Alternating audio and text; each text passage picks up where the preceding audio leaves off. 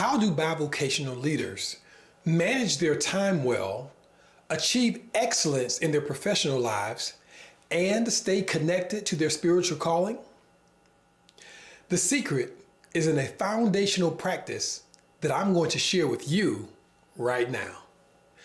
Hey everybody, it's Coach Arnold. Welcome back to the channel where we coach, encourage, and celebrate bivocational leadership. Today, I want to share another foundational practice on how highly skilled leaders build excellence in their professional life while staying committed to their spiritual calling. The practice I'm going to share is called dominating your disciplines. This practice highlights the tenacity that you must bring into this way of life that I call bivocational leadership. Before we dig into this foundational practice, I want to share some insight on why highly skilled professional leaders embrace the mandate for bivocational leadership. I've been a bivocational leader for over 25 years, and I can tell you firsthand that it's not just a nice sounding description. It's a commitment to a season, and in most cases, a lifetime of discipline. You didn't choose to be a bivocational leader because it's easy or because the title sounds good. You chose it in response to the realization that your professional life is more than a vehicle that provides a paycheck. Your profession is an arena where you can leverage your training to fulfill your calling. And you don't want to be casual with anything that contributes to you fulfilling your spiritual calling. But how do you start applying this leverage? You start by taking dominion. The first dominion mandate was given to Adam in the Garden of Eden. His mandate was to take dominion over all of God's creation. For bivocational leaders today, taking dominion means performing with excellence in your professional life while living with unwavering commitment to your spiritual values. It starts with recognizing the opportunity that you have as a leader in your profession, and then making the decision to grow your skill sets and expand your influence. The bivocational leader knows that their work is about more than the financial rewards that come with leadership. They know that value in the marketplace always flows in the direction of the strongest skill sets. So instead of worrying about money, they set their intention on increasing their skill sets.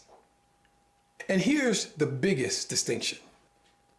The bivocational leader recognizes that the skill sets they have developed while pursuing their spiritual calling are the same ones that bring them the most rewards in the marketplace. This realization is a game changer. See, taking dominion is about focus. And the bivocational leader has decided to focus on building influence in the area where God has already given them grace. In other words, they chose to take dominion in the place right where they are. And this strategic approach is based on the understanding that their spiritual journey has equipped them with everything they need to succeed professionally and spiritually. That's why they're called bivocational leaders.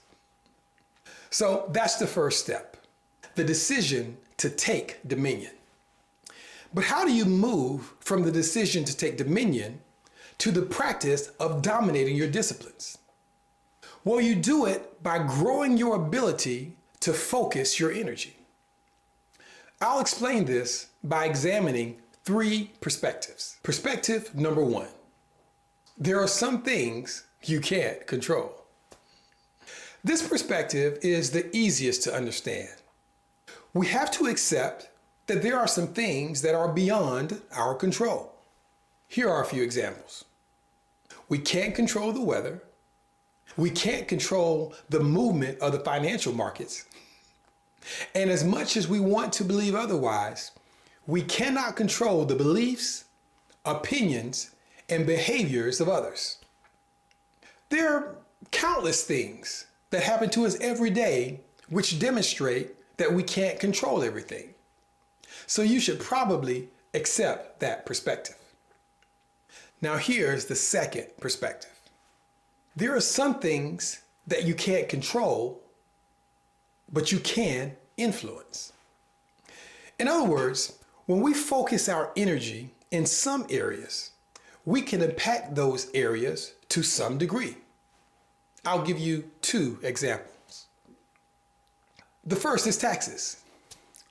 I live in the US, and as a citizen in the US, you cannot control whether or not your income gets taxed.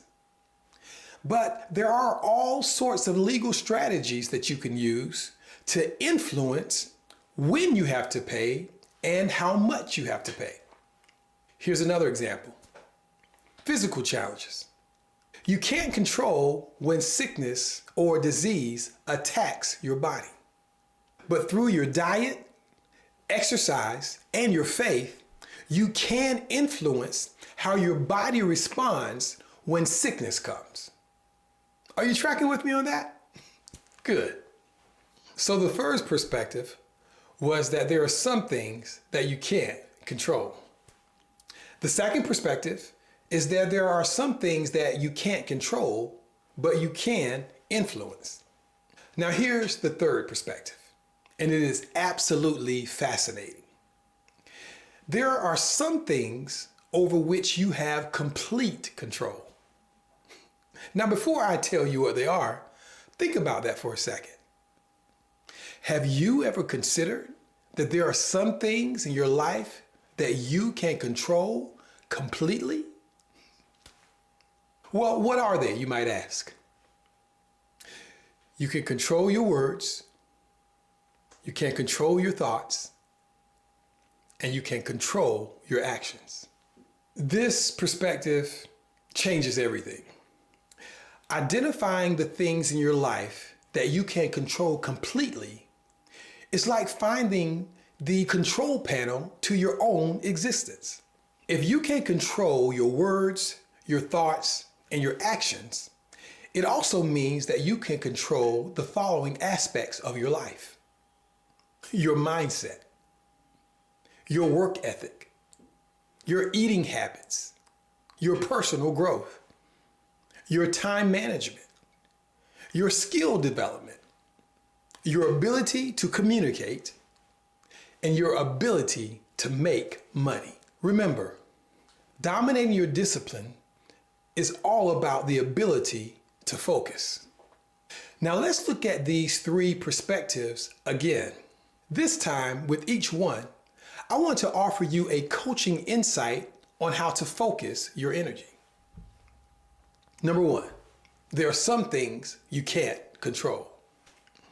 You should not devote any energy towards things that are out of your control. If you use a lot of energy attempting to change things that you can't control, it will make you lose control and feel out of control. But once you accept that there are some things that are beyond you, you can redirect that energy to something more productive. Number 2, there are some things that you can't control, but you can influence. You should use some of your energy towards things that you can influence. In any circumstance or situation, it's important to quickly assess how much influence you actually have.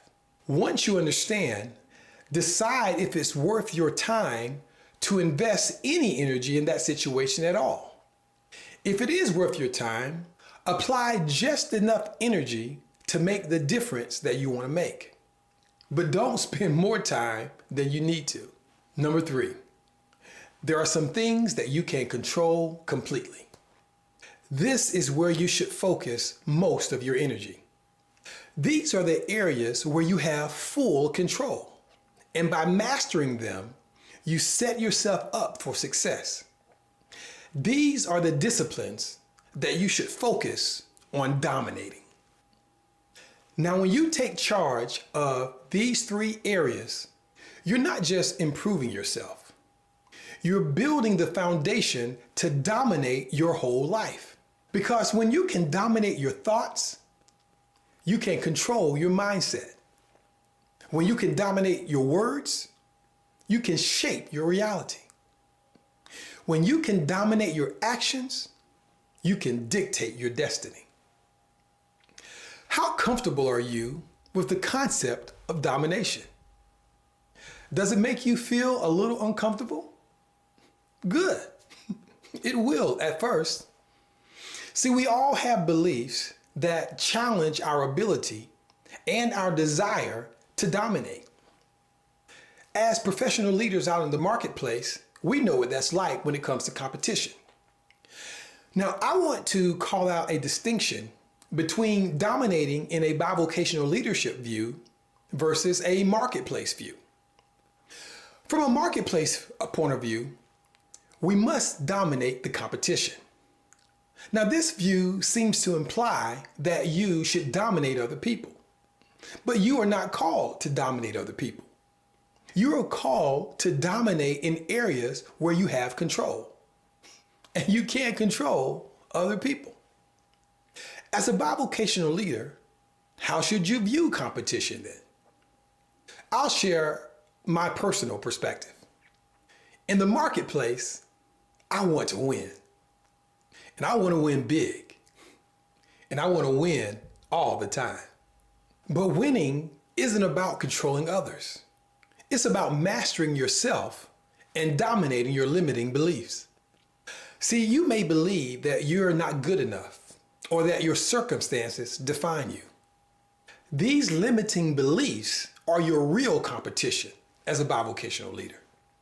To overcome them, you must first identify them and then systematically dismantle them.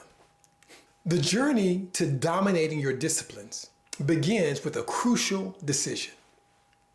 The decision to take responsibility for your life and the areas that you can control. If you don't make this decision, it becomes far too easy to quit, to make excuses, or take the path of least resistance. However, true growth and success require pushing beyond these comfortable boundaries. By dominating your disciplines, you're setting yourself up for continuous improvement. And you'll be adopting a mindset that will shape your entire approach to life's challenges and opportunities. As I conclude, I want to give you 3 practical areas to apply this foundational practice. The first area is to dominate your personal development. Never underestimate the power of personal transformation. Dominating personal development will create a ripple effect that impacts all areas of your life. Your increased discipline and increased focus will be noticeable to others. And your transformation will open doors to all types of new opportunities. The second area is to dominate your work disciplines. Bivocational leaders must excel in their work disciplines. Remember, your work is an extension of your faith. It's actually where your faith and beliefs meet the real world. By dominating your work disciplines, you're living out your values. So set high standards for yourself. Deliver excellence. Lead by example. And the third area to apply this domination is in your attitude of giving. As bivocational leaders, many of us have an established discipline of giving. But I want to focus on giving as it relates to your family interactions. What do I mean? When you're at work, work. But when you're at home, give. Give your time. Give your attention. Give as many hugs as you can. And I can promise you, it will be worth it. So that's it. That's the foundational practice of dominating your disciplines. I hope you feel encouraged in your journey. Please remember to like, subscribe, and share. If you learned anything at all from the video, you can like it. If you want to be notified when our weekly videos are released, please subscribe. And if you have any bivocational leaders in your life that you want to help fulfill their calling, please share. I'm Coach Arnold, and I'll see you next time.